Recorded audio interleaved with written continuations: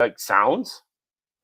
When I turn on do not disturb, I do not, but it has different focus settings that you need to take a look at. Yeah, okay, I gotta look into that. Just for you, it's probably giving you that for that reason. Yeah. All That only right. switch works really well too. I like it. The what switch?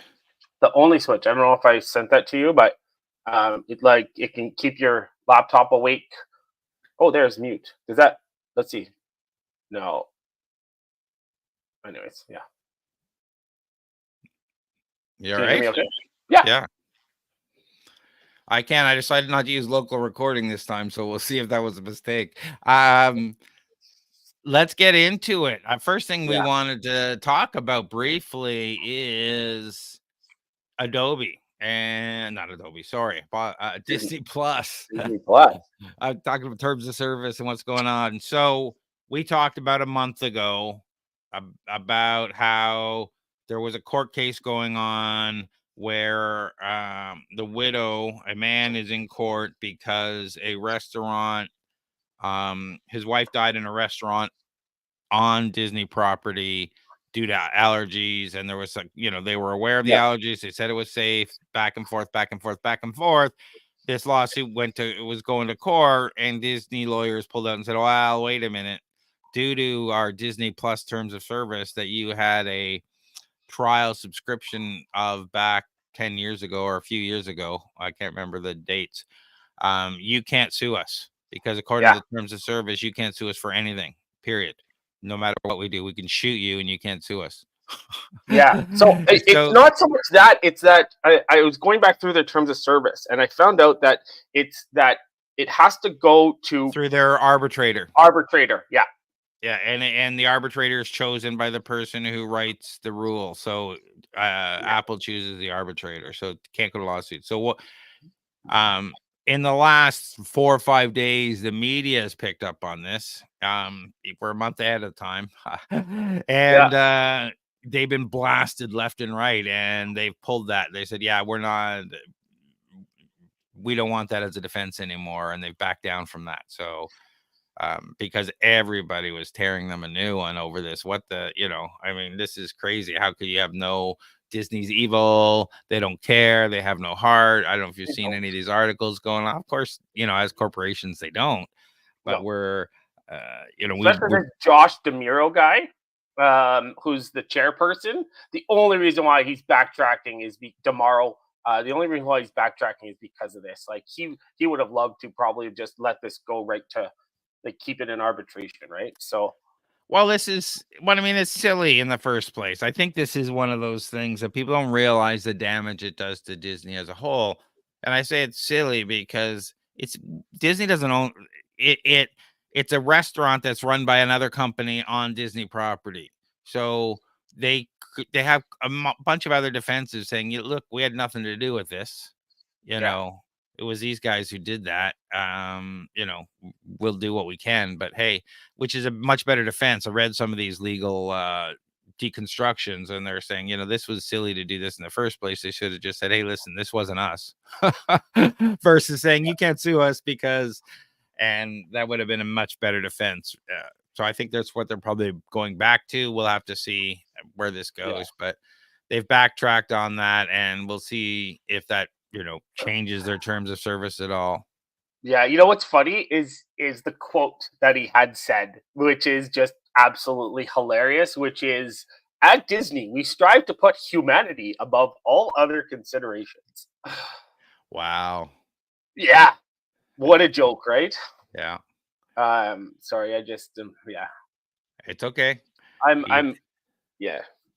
It sucks and this is why we have news outlets. This is why we have um investigative journalists for this exact reason, which is awesome.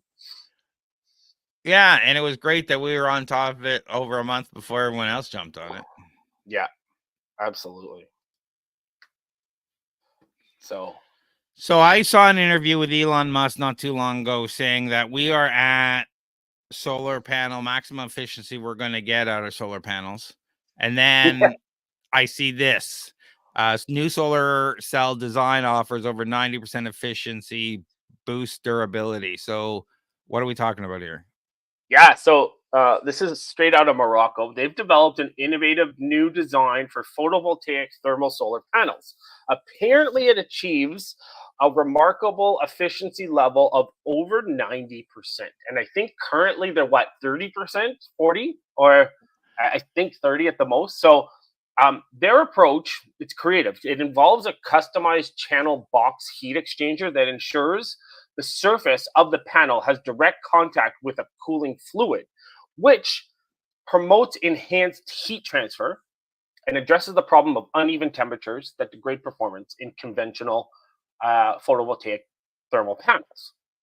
The key to the new design is the heat exchanger. It's made of aluminum, which attaches directly to the photovoltaic module. It features dedicated channels for the inlet and outlet of the cooling fluid, as well as this specific plate in the heat exchange zone to optimize heat transfer between the panel and the fluid. So water flows through the exchanger as the cooling medium, and it facilitates a kind of convective heat exchange across the entire panel surface. So in simulations, um, using specialized software, it indicated it can achieve electrical efficiency of 12.11% and thermal efficiency of 78.59, combining for an exceptional total efficiency approaching 91%. Now, again, we're talking simulations. They also found that the cooling fluid flow rate significantly impacted performance. So for every 10 liter per hour increase, solar cell temperature dropped nearly 34 degrees Fahrenheit. So they did highlight that the panel's good performance in terms of temperature uniformity and overall efficiency, right? The adaptable design apparently can provide air or water heating, making it suitable for integration in sustainable buildings and things like that. So really cool, but again, stimulated cool, if that makes sense. Yeah, absolutely. I'm looking at this. I took a look at current technology has it at reaching a conversion efficiency rate of 32.24% using perovskite silicon tandem cells, where their silicon solar cells are at 27.3% efficiency for. Yeah. So this is a huge Oh, increase. huge jump. Like this is a ridiculous jump. Like this is one of those jumps where you're like, really? Like it's one of those, right? Yeah, that was my next question is, everything up to this point has been, yeah, we're at maximum conversion for this. And all of a sudden something like this jumps forward. What does this mean? Yeah. Like, is it Yeah, real is more of a question. exactly. Yeah. Yeah. But again, so as a caveat here, these are simulated environments. So we'll have to see what they achieve when they actually build this. So and test it in the real world. I'm guessing we'll get closer to 70%, which is still double what we currently have. So So it talks about the durability, that it increases the durability and solving durability issues with advanced solar panels. Are these breaking down all the time? So the article, it suggests that there's in the article itself that there's a potential for improved longevity and lower maintenance requirements. So because you're evening out temperatures, the new design kind of reduces thermal stress on components like the solar cells and adhesives. So thermal cycling is a major contributor to solar panel degradation. So keeping the temperatures low also helps prevent warping, delamination of panels that can occur, especially in hot climates. So this damage further reduces working lifespan. The researchers have suggested that their design helps solve the problem of temperature inequality that impacts those panels. This implies it could significantly extend operational lifetimes. So longer lasting panels means system owners would benefit from greater lifetime energy production before needing to replace the panels. And then extended durability also translates to lower lifetime costs, right? By reducing the efficiency, the frequency of repairs, panel replacements, and different things over the system's operational years. Okay, two things. Well, let's start with how easy is it going to be to manufacture these things? Yeah. So the article itself didn't provide specific details, but the use of the customized aluminum heat exchanger doesn't really appear to add engineering complexity compared to conventional photovoltaic panels. So the additional component obviously would increase production steps, but the base components like the photovoltaic cells, the EVA layers, the glass cover, they seem like they're similar to traditional panels. So the manufacturing process for those could essentially just translate over. The heat exchanger's channel based structure may be somewhat challenging, but they could introduce some sort of automated fabrication techniques like extrusion or stamping, which could mitigate some of the added complexities. Um, so the only thing really that might add additional componentry is the aluminum heat exchanger. But again, it's nothing. It's no rocket science kind of design. It's pretty straightforward. It's just a matter of figuring out the um, the manufacturing process. So how are they going to validate it? How soon are they going to validate it? Yeah, that's a good question. So um, the panel, it's currently in the early prototype stage. So they modeled it, they simulated it, and now they're going to have to build the prototype. So next steps will involve physically building the prototypes for lab and outdoor testing, which is probably 1 to 2 years to do robust performance characterization across conditions. Um, then you can expect probably another 2 3 years for pilot manufacturing trials, work out the fabrication methods and costs, and then another 3 4 years for larger scale trial deployments, optimizing manufacturability, different things like that. Um, so, like again, I'm guessing as early as 5 years away, but could be if this doesn't pan out, like maybe 7 to 10. And do you see that if this testing goes well, that in the next 7 to 10 years they'll start replacing the current solar panel Oh, farms with absolutely. these? If honestly, if this technology proves itself, I can see people pouring money into this because like this is a game changer um, for solar energy. Because if we can, even if they get it, like I said, to 70%, that's double what is currently out there, and that's a huge game changer. It definitely, the article talks about how it works better in high temperatures because it distributes the heat evenly and stuff. But what about low light? Um, yeah, so there I'm not too sure how the low light will. I'm guessing because of the efficiency, it obviously will work better in any kind of environment. But because of the design of it, it's going to work best in high heat because it works on temperature differentiation, right? So um, yeah, given the low light, it's still going to be better, but I don't know how much. So, what are the drawbacks or trade-offs compared to conventional, or are there any solar panels? Yeah, so increased complexity. So there's the integrated heat exchanger, which adds engineering complexity. And if we're going to be honest, more points of possible failure. Okay, so they could potentially reduce reliability over time. There's obviously higher costs because of the more components. It is untested. Like these panels that have been around that have slowly increased efficiency, I think they've reached the max based on the current design. They've been around for years, so they've got tested reliability. Well, they as best reliability as you can get. But yeah, so the thing with these panels is the thermal regulation requires fluid. So the heat exchanger will need to continuously flow fluid to maintain the even temperatures. With that, it'll probably be heavier. There's a risk of the fluid freezing. Um, there's the like again, what we talked about, optimal conditions. So performance gains may depend on carefully optimized fluid flow rates. So they're going to have to experiment with all of Indeed, I'm really looking forward to following this and seeing if we're really going to see these big jumps, because solar hasn't quite got to the level we'd like it to, and this would change everything. that. Absolutely. Yeah, this would be a game changer. And let's hope it does, because we need something. We definitely need something.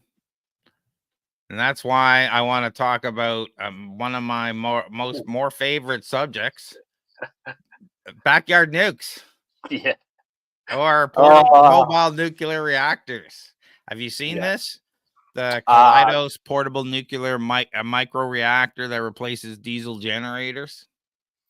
no, I haven't, but now that you gave it, now that you've radiant technology, I think it's yeah, it's interesting. Um, it's interesting that we're going down this path. And again, I'm going to bring this back to hydrogen, because we have the potential with hydrogen. But this is cool. Mobile nuclear reactors. I'm just, you know me, always worried about what if these get into the hands of like, how do we ensure that these are safe, that they can't be turned into bombs, all that sort of stuff.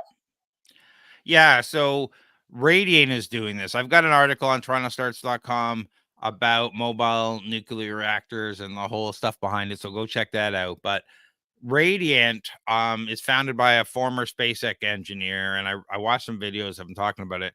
And Radiant shifted focus from developing power sources for Mars colonies to addressing Earth's immediate energy challenges. So one of the things he talks about in the video is saying that where we have military outposts in different places, over 10,000 people die during resupply runs, and they have to resupply fuel, they have to resupply all the stuff. And if you had something like this on one of those bases instead of diesel generators, you would save thousands of lives every year. And he just starts thinking about this. And what about villages that don't have power now? And what about this? And then the military came up with these contracts saying, hey, we're looking for somebody to build these mobile nuclear reactors. And here we are. Yeah, it's cool. I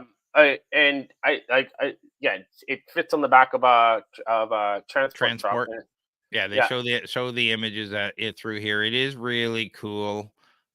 Uh the Kaleidoscope microreactor is a compact portable nuclear reactor housed within a standard shipping container. So you move it around in a transport truck, like you said, yeah, or it can be airlifted, capable of providing 1 megawatt of power for up to 1,000 homes. that's crazy.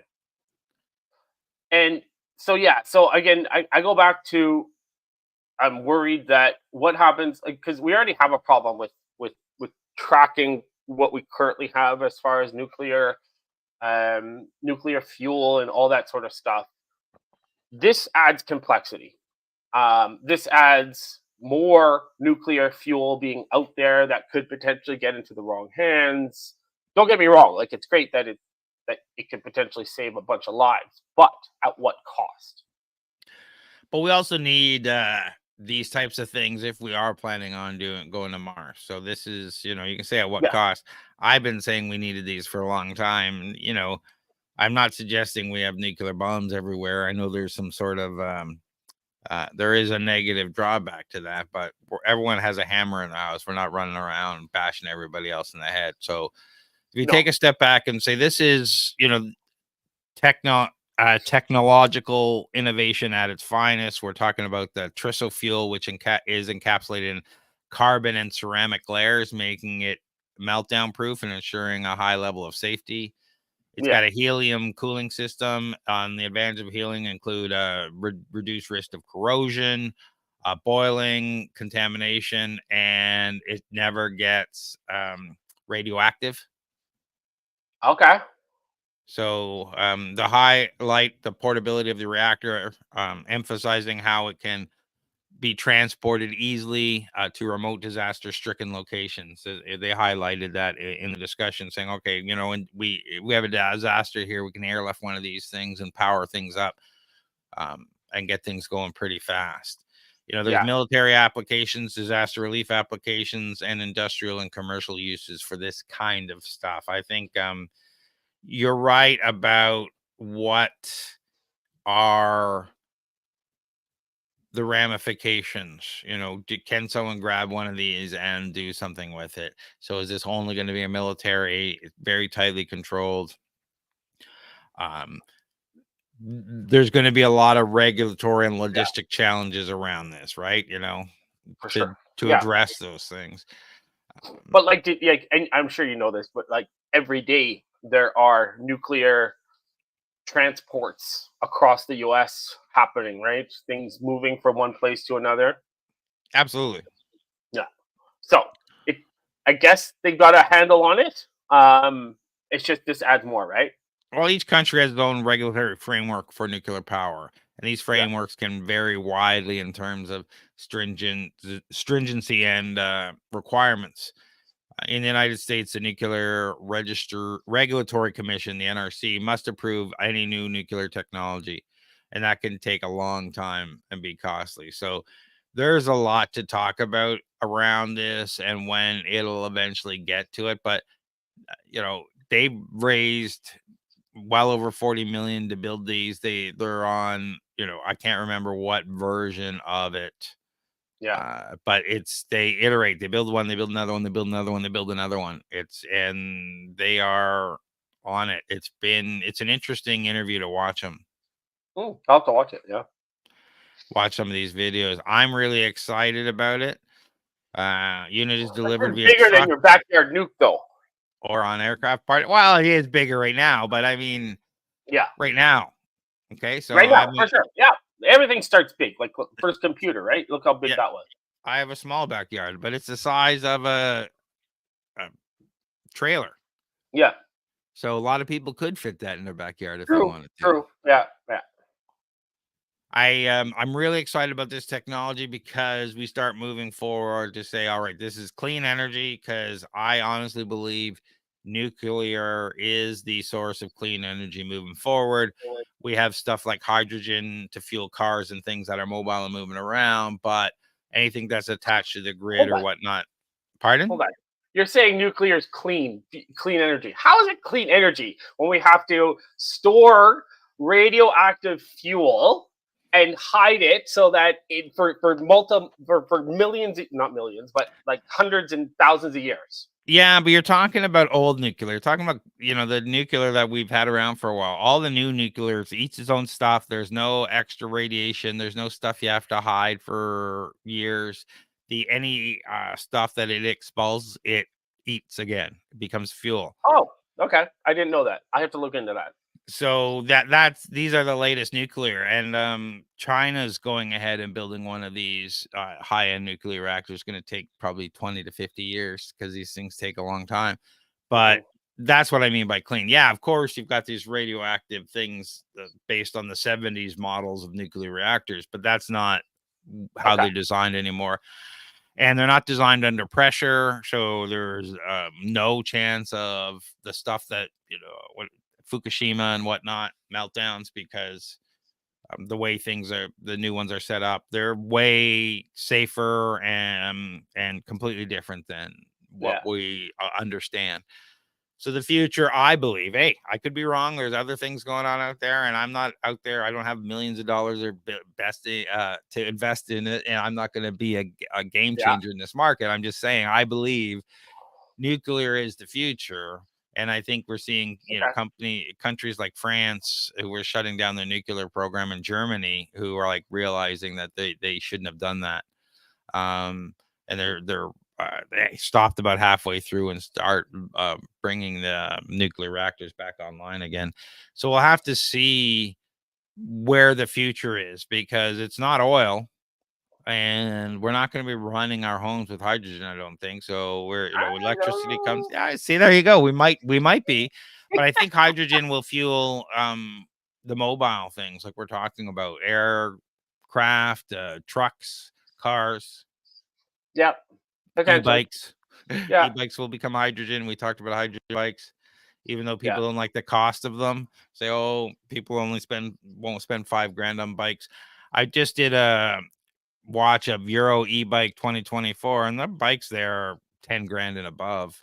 Well, most of them, the high end ones. There are a huge amount of enthusiasts. The question is, who's going to spend that money? And again, not everybody has a car.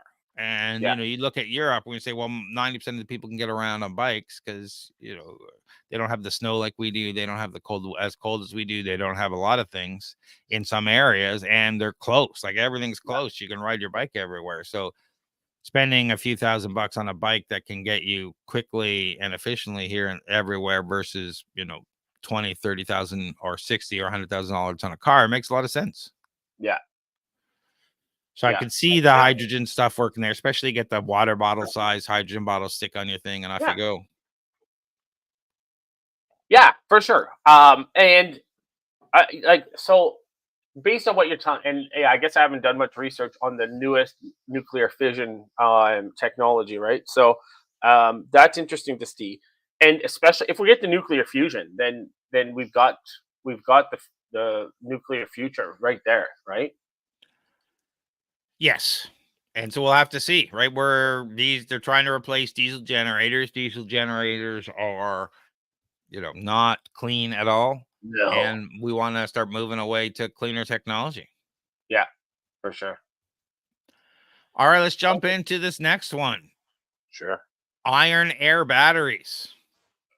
Yeah, this was interesting. So, yeah, go ahead. Start. I was looking at this, what caught my eye. Iron Air MultiDay energy storage startup Form Energy breaks ground on this first pilot. So they're doing a major pilot, and that led me down this rabbit hole of, all right, what is an iron air battery? And basically rusty batteries could greatly improve grid energy storage. And the energy lasts far longer and costs less than lithium ion technology. So this is really interesting. Have you read up on these? Yeah, so I know that, so I read up that the iron air battery uses iron as the anode, which is the negative electrode, and oxygen as the cathode, which is the positive electrode, to store and release the energy, right? Which is cool. We've got an abundance of iron, right? I just that's about as deep as I went. So this is really cool. It's another battery technology that needs to be explored, which is great. My question to you is: can we use these in phones, or are these too big to be used in phones? I don't know the size. Let me go through some of the notes I've got here, saying iron air batteries represent a new approach to energy storage, leveraging the chemical reaction between iron and oxygen to store and release energy. They're designed to provide long duration storage, making them crucial component for integrating into a renewable energy grid. So the mechanism, the reversible rusting process, where iron reacts to oxygen to form rust during discharge, releasing energy, and then reverses this process during charging to store energy. So this is a very interesting process. There's some cost advantages with energy storage. Cost projected to be less than 1/10 of lithium ion batteries. The iron air batteries are more affordable for large scale, long duration energy things. So these are definitely talking about larger implementations. Yeah. And what I read was that they are good for ideal for bursts of energy. They provide short bursts of energy, and I don't know what that means, but I read that somewhere about these batteries. So the long duration storage talks about the iron air batteries store energy for up to 100 hours, which is much longer than typical lithium ion batteries, which store for about 4 to 6 hours. Okay. I'm not understanding exactly. Does that mean that you can pull on it for 4 to 6 hours during so there's a lot of environmental benefits because it's non-toxic, recyclable materials, lower environmental footprint compared to other battery technologies. grid stabilization because we want to be able to use solar power and power grids, but the battery storage isn't as efficient as they want it to be, Yeah. and this is going to help with cost and implementation of these. Yeah. So currently, they're focusing on pilot projects and early commercial deployments. So the technology is in early stages, but it's gaining a lot of traction. And I can Cool. see the future potential of iron air batteries, including improvement, efficiency, cost reduction, and broader market adoption. So this is very interesting if we want to go to a low carbon energy system. For sure. And I don't know if we're going to be able to, because of the mechanism, I'm not sure if we're going to see it in like electronics or anything like that. No, I wasn't thinking so, but I thought maybe you might have seen something because everything that I read just seems large scale. And I know they've got a biggest battery installation planned in Maine that they're going to be testing. So, Yeah, so they're focused on energy grids for these things, not so much, yeah, powering your iPad. no, which is fine. It makes sense. Iron's dirty too, so I don't know if that comes into play, but yeah, Yeah, and there's an article over on Toronto Starts talking about the benefits of goes a deep dive on iron air battery, so you can you can take a look with lots of links and whatnot. It's great. I really love when we're taking a look at this because one of the big things is Elon and many of the people say is that we talk about needing gigawatts of energy over a weekend or a period of time, and we don't have the battery storage for that. yeah, And so when we start talking about implementing these types of things on a large scale, we might actually be able to start saying, hey, maybe cities can live on this type of battery grid. exactly. Yeah, we need a large scale battery grid in order for us to be more dependent on renewable energy like solar and things like that in order to store the energy, right? So Yep. And iron air batteries have been around for a while. They were first studied in electrical vehicles in the 70s.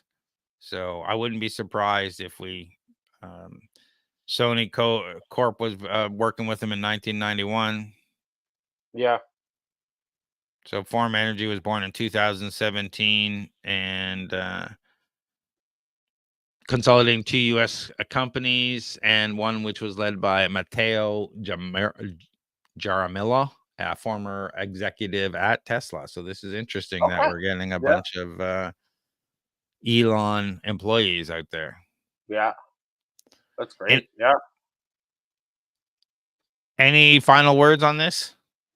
No, I'll be interested to see the practical applications and the test results. So Yeah, I'm interested in to see him too, just to see, it sounds wonderful and it's been yeah, around for a long time. So why haven't we done it before? One, and two, is it really going to do everything we promised? yeah, And I go back to that saying, and a lot of people don't like it when I say this, but it is a saying that goes on in the industry. There's liars, there's dirty, filthy, disgusting yeah, liars, and then there's battery engineers. Because they never deliver on any project that will give you yeah, the power you want, the duration they want. They overpromise and not deliver. yeah, And so when I see these things, I'm always skeptical because in the technology world, this is what I've been, yeah, always, always, always the rule is yeah. battery engineers are the worst liars going. All right. So we'll have to see because again, I love this technology. I'm just not sure if it's going to really be implemented, if it's going to do everything we want it to do. Yeah. Well, we do need something. So there is something to note on this too. Is that I think we might have touched on it. I'm not sure, but Elon Musk, his battery grid that he's already deployed, um, like he could potentially control the entire uh, uh, power grid with what he currently has deployed out there in the US. By the way, we can do a deep dive into that at some point. But I would Yeah. like to, because I challenged that thought, but I'd love to do some research on that before. So let's jump into this next one. Uh, I don't know if everyone's aware of this, but NASA's NASA's rescue mission to rescue these astronauts, Sunita Williams and Butch Wilmore, who are trapped on the International Space Station. Yeah, they've been there for what? Since 90 June, days? yeah, in June 2024, they were sent up. Was tended to be a routine demonstration of Boeing's ability to safely transport astronauts to and from the International Space Station as part of NASA's Commercial Crew Program. Shortly after docking at the International Space Station, it's ISS. I have a problem saying that. The Starliner experienced multiple technical issues, including thruster malfunctions and navigating system errors. These problems made it unsafe for the spacecraft to return the astronauts to Earth, effectively stranding them on the International Space Station. Yeah. Crazy. There's some crazy stuff here to unravel. Like, they are rationing and sharing clothes now. They're at that point. Which I was just reading the other day, which is crazy. Yeah, but apparently they have enough food. They've been there for several months. Despite the extended stay, NASA has assured the astronauts have ample food, water, and other supplies necessary to sustain them. But yeah, maybe you don't think about clothes. Clothes, they have to clean, they have to do some specific cleaning that they shouldn't have to do. Like, it's a horrible condition for them.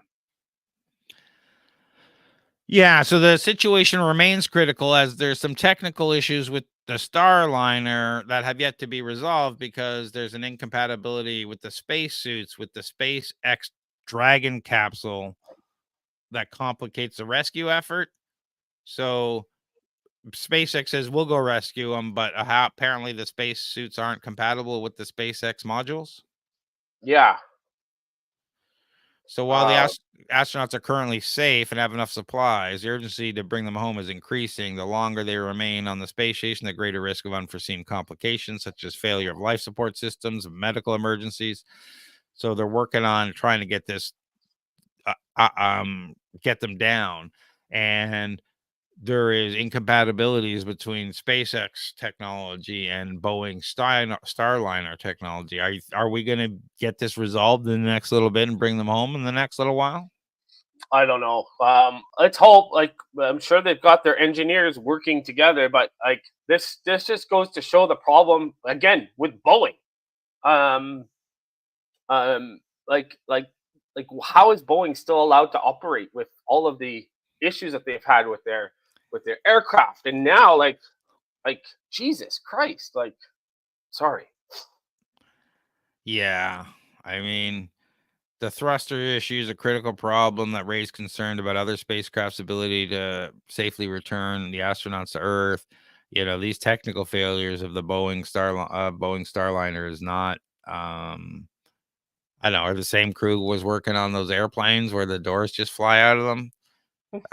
Well, the thing is I don't think it's a problem with the crews working on them. I think it's a problem with the sourcing of the parts and trying to cheap out and not doing things properly, right? So it just goes to show that it's not just airplanes that are a problem with Boeing. It's everything at Boeing. So Next question is, yeah, what about the missiles that they built? Are those going to fail? All that sort, the drones, all that sort of stuff. So the concern is they can't send another Boeing machine up because they don't trust it. So they got to get SpaceX to go up and do it. And it's incompatible with SpaceX. And who's going to pay to have SpaceX Dragon capsule redesigned to accommodate these things? And how long is that going to take? Yeah. Yeah. Now, it seems funny. Couldn't they just send up new spacesuits with the new module? Or is it already up there and they don't know how they can't go in and come down? I'm not sure of that particular issue. So I'm curious as to how, like, what the specific is, because like, I guess if you can't get up there, that's the problem. But if you can get up there with some new equipment like suits and stuff, then sounds like it would be resolved. But I guess You would I'm think guessing so, based but on this, yeah, that yeah, were. Oh, here we go. Discuss it. There's a potential solutions such as sending up compatible spacesuits with the next mission or making modifications to SpaceX flying capsules. Address the there's issues with all of these apparently, but they're already talking about it. They're way ahead of me here. I just had to look farther down on my bullet points. I'm like, why aren't they? So obviously, I think NASA needs to adapt a long-term strategy for a couple of things: dealing with emergencies, quality control, also compatibility for all these things.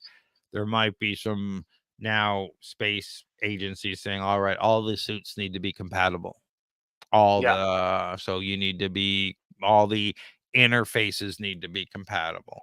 So we will, like USB-C or whatever standard, we'll create a standard for all this so things will work." yeah. Yeah, and this is the problem with using multiple subcontractors, right? Is that there's no set standard for all of this stuff. So Absolutely. And when you're using different companies and it's a space race, then it's a space yeah, race. yeah. Everyone their own technology is their proprietary IP, right? So they're not going to willingly share it, right? So Absolutely not. You ready for this next one? yeah, absolutely. All right. So is this the end of AI art, as we have 4,700 artists suing AI companies, accusing them, Midjourney and other firms, of stealing their intellectual property? Yeah. So just before we get into this, I thought we were going to talk about Elon Musk's new Grok 2, Ah, um, which is hugely controversial. But let's get into this for sure. So yeah, so it's um, it's interesting to see. Like we're talking about copyright infringement to the forefront, right? So yep. they're violating the IP rights by using their works to train the AI models, and we've talked about this many times when it comes to training the models. Like how are they training the models, and the only way you can do it is on things that are already created, right? Yes. So Yep. yeah, Yeah, but just because that's the only way to do something doesn't mean it should be done. no, definitely not saying that at all. No, um, but at least these like Midjourney and all these other companies, at least they've got things in place to protect copyright infringement from creating like say Mickey Mouse or something like that, right? Like they've got um, security measures in place for that, or whatever you Supposed to. call it. No, they do. Um, which Yeah, is they do, unless you install it yourself, and then they don't have any. okay. I didn't know that. Because those are your personal ones. You train it yourself and No. do stuff. So I mean, and again, you can get around these things Yeah. by writing works of fiction, talking about stuff in the past, doing certain things. Um, for example, it'll actually produce Disney logos for you if you're writing an article about Disney and this Disney thing, and say create art Disney, and then all of a sudden it does it, but it Yeah. won't if you just Yeah. so have to kind of work with it a little bit. So Molly Crabapple, who's a outspoken critic on AI generated art, has argued that AI companies are built on stolen work of artists, and that the Yeah. practice is leading to de-skilling and disempowerment of creative professionals. Her case, along with others, helping highlight the broader implications of AI technology on the art world, particularly for working class artists who rely on their craft for their livelihood. Yeah. So, this is, again, we talked about it last time, I think maybe time before, where it was YouTube transcripts were being stolen or being used by Apple, Anthropic, OpenAI. They're used by Oh yeah. everybody. Using everyone. Uh, Yeah. and is that fair? And it's not, is it fair to YouTube, but is it fair to you and me? Is it fair to Marcus Brownlee? Is it fair to Creators. other artists, the creators who are going in and doing this? How, is it fair? I don't know. Like, I am trying to get a handle on what is and what isn't. What would you normally train if you were an artist going through school? What would you normally train them on? You would train them on classical artists that exists. Yeah, classical artists, classical techniques. Yeah. So is that all public domain? And now the So question becomes, what isn't public domain and what is fair use around this that's and what true. isn't? That's a good point. Yeah.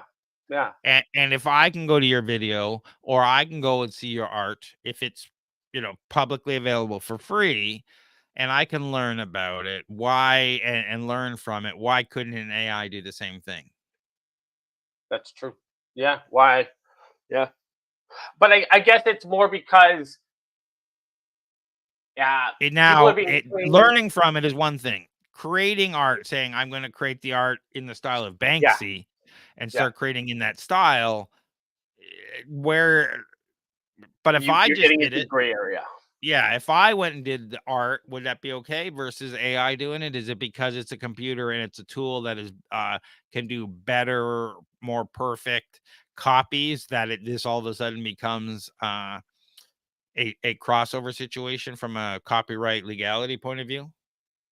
I don't know what it is. You're right though, because but the thing is people who are being trained, they're not being trained from the actual, yes, they're looking at pictures, but they're being trained on actual techniques like brush strokes and different things like that. So that is where there might be that difference, that controversy, right? Because the AIs are being actually trained on works as opposed to techniques.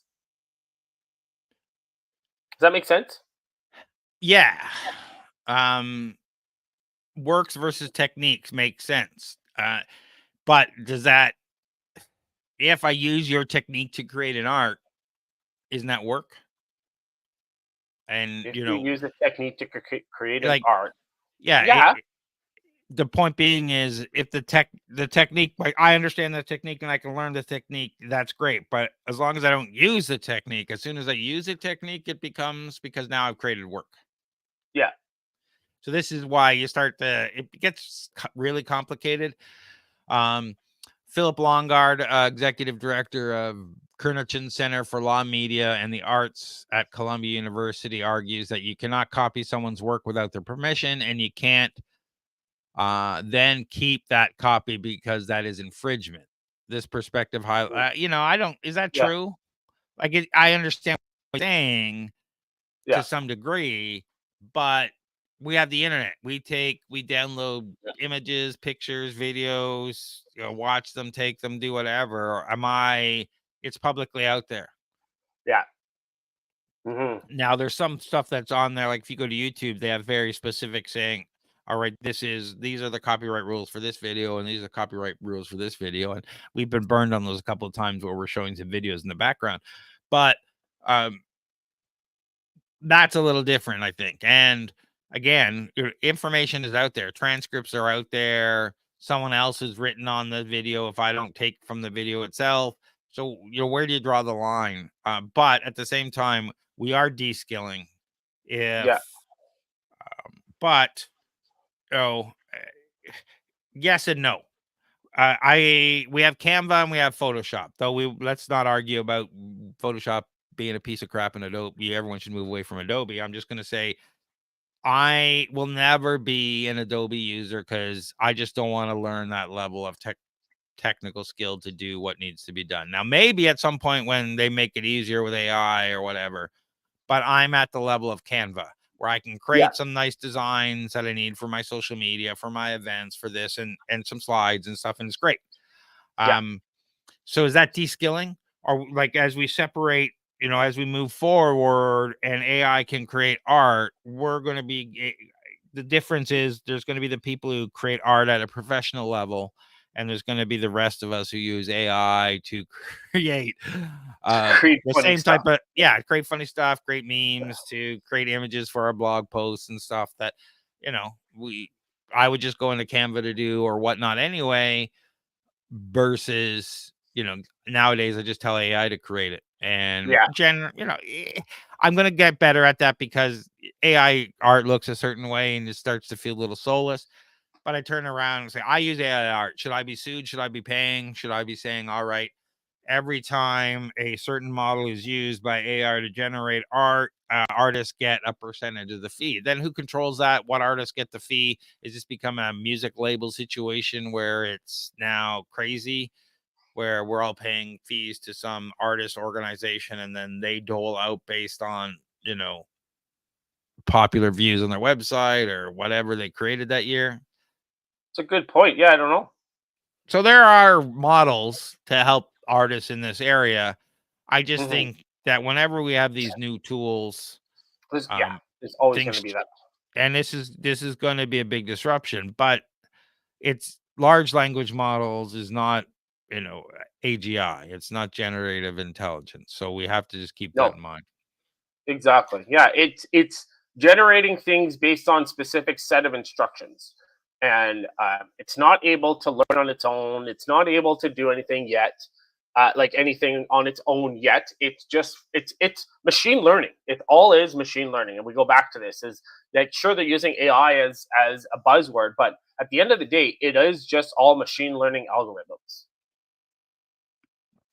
Indeed. Yeah, Because I screwed you over by pulling Grok out of like 2 days ago, I pulled it out of our discussion points, but you'd already done your homework. Do you want to talk about Grok or do you want to talk about we could talk about falling in Grok. love with, you We, want to you talk, know what? We've got a lot of events coming up. Maybe we just want to or it's up to you. let's talk about Okay. falling in love with ChatGTP. Yeah. So So go ahead. go ahead. No, go ahead.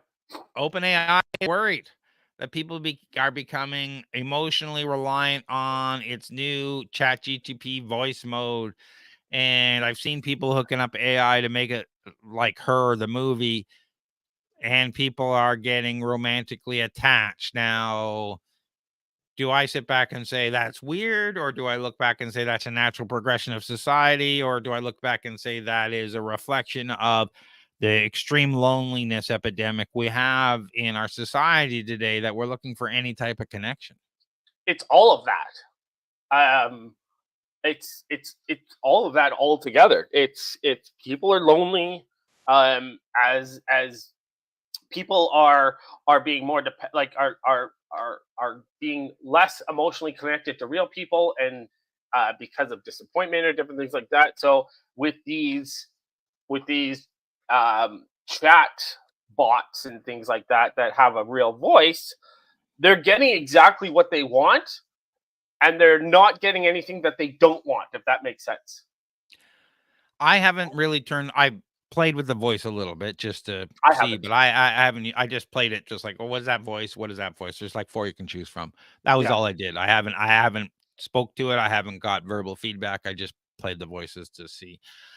But apparently, according to Sherry Turkle, professor at MIT, the author of Alone Together: Why We Expect More from Technology and Less from Each Other, the key factors contributing to the lure of ChatGPT relationships include constant availability. It's always there, and it yeah, responds pretty quickly.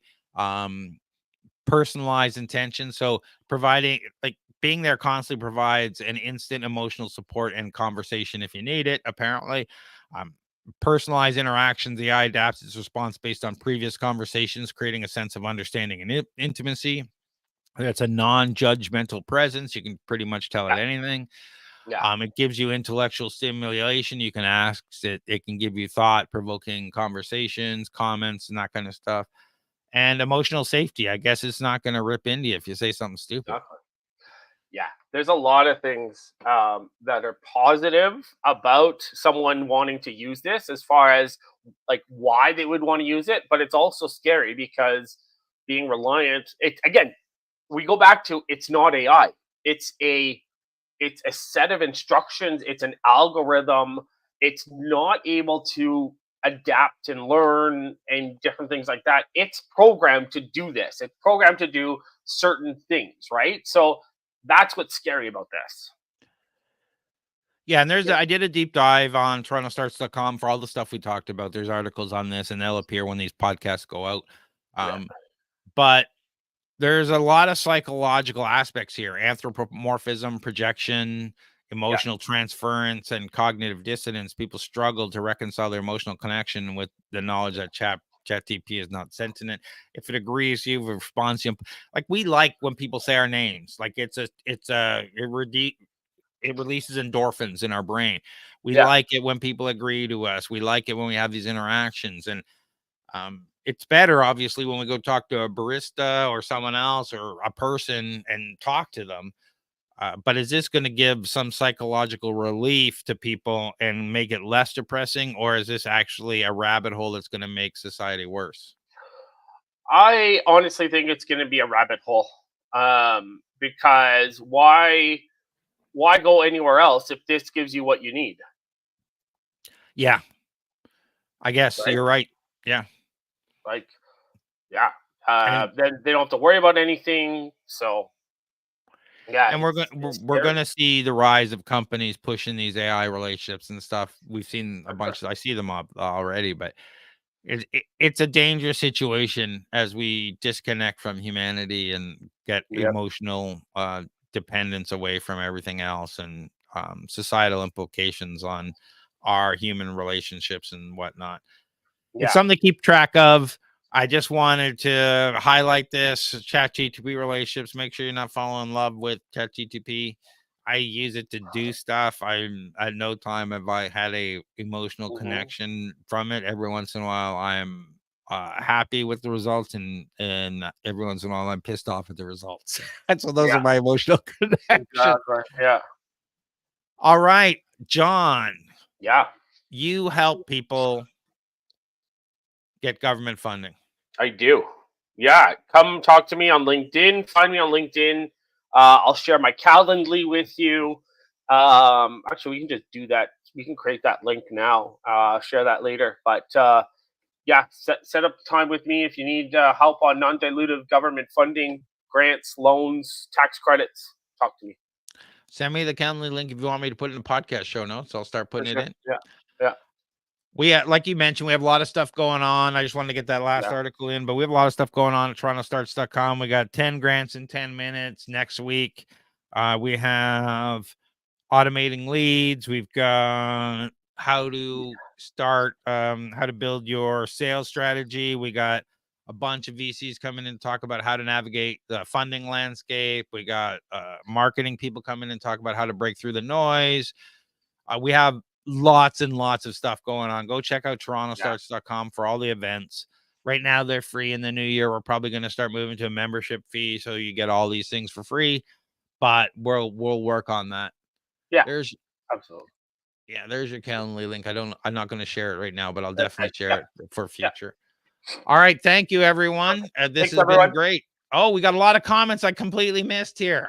I'm gonna have to add you as a co-host. Let's take a look. Pre-processing for the win. Grok heart, yeah. Oh, we should have done Grok. You guys wanted Grok. Some guy created Oracle for his AI church. I totally copied his idea. There's no food in the metaverse. True. That's true. And like God is a human like thing, humans never put their own qualities into the environment. Interesting. Great. Well, we didn't. Yeah, at least. Yeah, we can cover Grok next time. But let's just say, guys, Grok. Right now, you can create anything you want. Mickey Mouse, Scooby Doo, whatever you want. Any Hanna-Barbera, anything like that. There's no limitations on it. So Grok 2, by the way. Yeah, I've seen that. So I'd like to. We'll take a look. Have you have access to it? No, I don't. I haven't even looked. I just read about it. Yeah, you gotta have a premier Twitter subscription, I guess. Or I'm not paying for that. Oh, how to use Grok for free? Hey, we'll take a look. We'll talk about Grok next week. Yeah. Thanks, everyone. Thanks, everyone.